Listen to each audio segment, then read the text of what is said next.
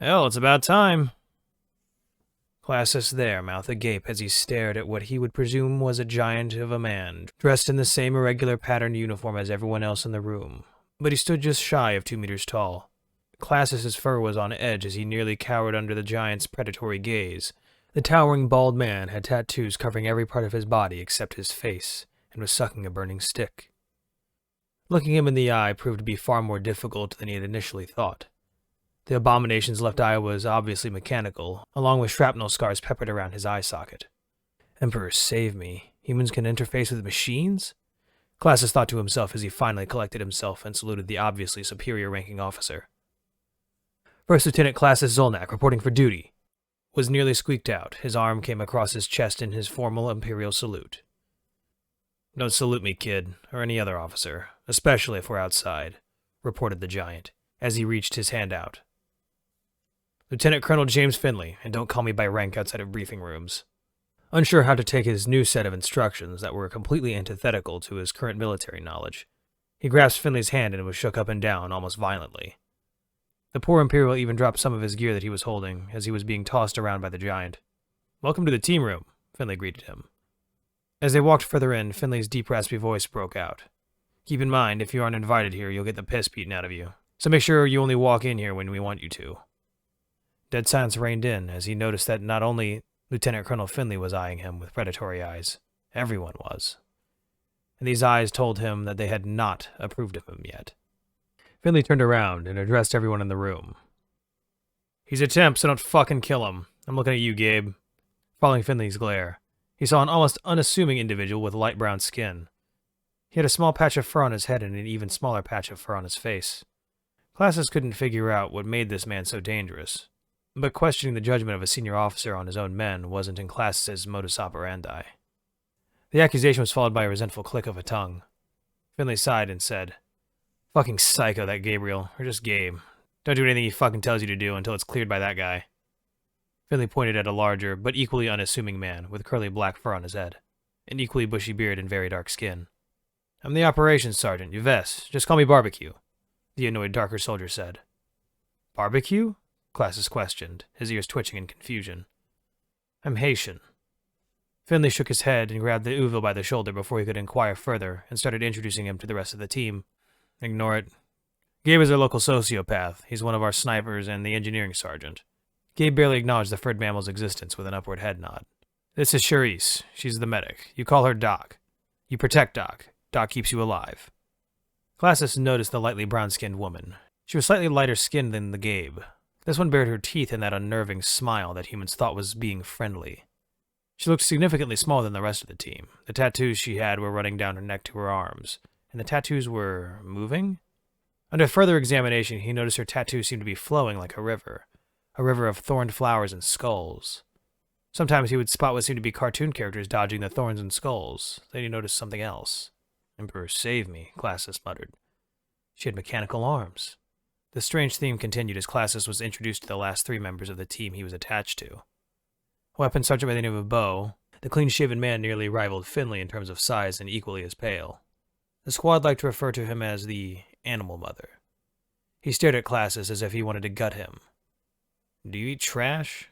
Classus blinked, stunned and confused. What? No? Finley facepalmed. Shut the fuck up, Beau, for fuck's sake. The weapons sergeant defended himself. What? He looks like a fucking raccoon. The communications sergeant, Kim Sok Jin, also referred to as just Jin. He was the most unassuming out of everyone here and almost seemed harmless. He was just a little taller than the female and was equally as pale as Finley and Beau, but his features were different. Classus introduced himself to Jin and was surprised Jin grabbed his hand in a shake and bowed. He was finally acknowledged in a respectful manner. Maybe I can get along with this one, Classus thought to himself as the last member was being introduced. The intelligence sergeant went by the name Sergei. The man was eyeing Classus up and down as if he was measuring him. What the fuck are you wearing? His arms folded and with a look of what Classus could only assume was disgust. Classus looked down at his pristine and pressed dark blue war armor. It had a sash across it denoting his rank and unit in gold. Classus opened his mouth to retort but was cut off. No, I don't actually care. Don't even say anything, Sergei said in exasperation as he quickly closed the gap and started taking things off of his armor. Alarmed, Classus tried to stop him, but the strong man didn't even pay heed to his attempt. You don't need this or this. You certainly don't need this fucking thing. What the fuck is this? Is this a fucking air horn? Classis was effectively being stripped. The clangs of ceramic armor plating hitting the floor, high-strength plastic skidding across the room. How do you people even fight? All this shit just screams, "Hey, I'm here, shoot me." Sergey then looked at Gabe and said, "Go to the fab and make some shit for this retard before he gets us killed. We'll send you the measurements." Gabe sighed and looked up in exasperation, and then stood up, walking out of the door grumbling. Classis was flustered and snapped. "We fight with honor. We don't hide amongst the grass like you barbarians." Just as Gabe walked through the door, you could hear the single bark of amusement. Yeah, sure. Sergey stood annoyed after finally ripping off nearly all of Classis's gear. The only thing remaining was a single ablative plate on his chest to stop energy weapons, his boots, water pack, and his weapons. Classis's resistance increased when Sergey was stripping off the actual armor. "How am I supposed to fight? I need those!" Sergey slapped his hand and said, "Relax, you'll thank me later. Ounces equal pounds, and pounds equal pain." Jesus, you don't even need any of this shit. Classis submitted and resigned to his fate. When Sergey finished tearing off all his gear and finished measuring him with his data pad, the intelligence sergeant looked at Finley and pushed Classis into the briefing room. Finley, amused by all this, went into the briefing room with the poor furred mammal after being violated. Classis looked at him, his temper nearing its limit, and growled, "Am I to lead this group of ruffians into battle? These barbarians don't even have an officer to control them. By the Emperor, do you mean me to rein them in?" The heavy barking of amusement echoed in the briefing room. "No, not only no, but fuck no. You are to be subordinate to Master Sergeant Yves." Classis was horrified, his mouth flapping, unable to utter the respects he was supposed to give a superior officer. You want me to be led by the enlisted? This is preposterous. I'll report this to my commander. You people are insane." Finley pulled out his datapad and showed Classis that orders came from the High Marshal, the commanding officer of all ground forces on the planet.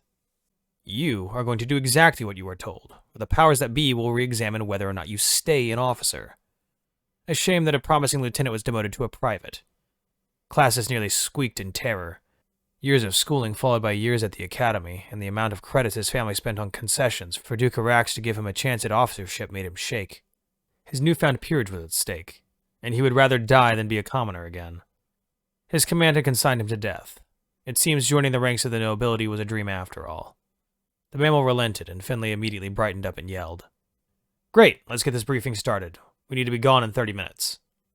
90 minutes later. Dressed in the same strangely painted armor as his human counterparts, Classis sat on a bench next to Gabe as he watched the blur of jungle foliage run by.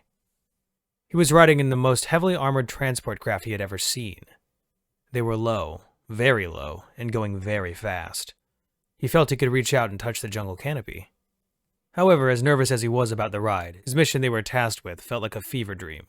These things were delusional. They were to conduct a long-range patrol deep into enemy territory, observe enemy movements, listen into enemy communications, and shadow them. They were to fly 50 kilometers away from their target, and proceed on foot to their area of operations, navigating the dense jungle and its swamps. This was madness, Classis thought, pure madness. His face was irritated by the dye they put on his fur to blend in with the foliage. That accursed female seemed giddy to be the one to apply the dye. Classis sighed and looked down, trying not to think of that vicious smile and high-pitched barking as his face was being rubbed like he was still a pup. To help cope with the situation, Classis paid more attention to the craft they were riding in, and its crew. It was strange. 4 dedicated crew and redundant systems were added to the most standard transport VTOL. The former sleek and brightly blue-colored VTOL turned into a black and blocky aircraft. Its former sleek design now had sensors and systems sticking out of it, making it look jagged. The heavily modified utility aircraft had any weapon the human could think to bolt to it, bolted on. A 30mm rail autocannon on its nose slaved to the co-pilot. 2 12mm 3-barreled rotary railguns on the sides next to the sliding doors, and they were manned by 2 extra crewmen. The humans also added 2 rocket pods on the winglets, holding 19 high-explosive rockets each. And next to these pods were 4 unknown missiles, with sensors on the front, constantly swiveling like an eyeball. Classis was brought out of his reverie when his HUD received a ping, and the human next to him held out one finger, and said over comms, 1 minute. Every human double-checked their weapons to make sure they were properly loaded. Almost everyone's weapons were the same, except the minor variations of personal effects and attachments. A chemical kinetic weapon with a short 10-inch barrel, and what humans call a suppressor on the front to reduce sound signature and eliminate muzzle flash. The weapon used a 7x45mm caseless ammunition, and the propellant was a new form of plastic explosive designed specifically for firearms. Classis had pondered why the humans didn't move on to energy-based weapons, and the answer he received was, mechanical weapons don't break when you EMP them. Checking his rifle and adjusting his headset and augmented reality eyewear, He heard the call out for 30 seconds. Looking down, he wondered how the hell they were going to get into the jungle without a clearing. 10 seconds. Everyone stood up and adjusted their rucksacks and stood ready by the door. The door slides open and a large rope drops down. The humans, one by one, fireman rappelled down the ropes. Classis was the last one out as he grabbed the rope. I can't turn back now, he thought. Classis descended into the darkness below. Darkstar, this is Malice. Be advised. We're on the ground and making our way to our AO. Over.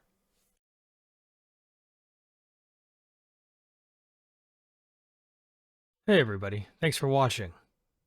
Everything I use is in the description below. If you have a story you'd like to hear narrated, please let me know and I'll contact the author and we'll see if we can make that happen. Thanks again for watching. It's a scary world out there, but remember to look up and seek the stars.